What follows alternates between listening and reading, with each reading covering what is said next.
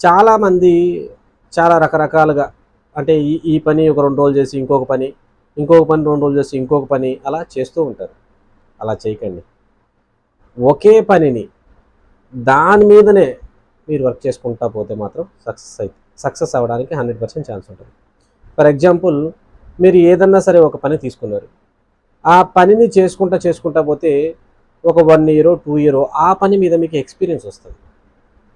ఆ పనిని సడెన్‌గా వదిలేసారంటే మీరు ఇంకా వేరే పనిలోకెళ్ళిపోతే ఈ 2 ఇయర్స్ మీ ఎక్స్‌పీరియన్స్ అంతా వేస్ట్ అవుతుంది. సో, కాబట్టి ఒక పనిని కంటిన్యూగా చేసుకుంటా వెళ్తే 2 ఇయర్స్‌కి రావచ్చు, 3 ఇయర్స్‌కి సక్సెస్ రావచ్చు.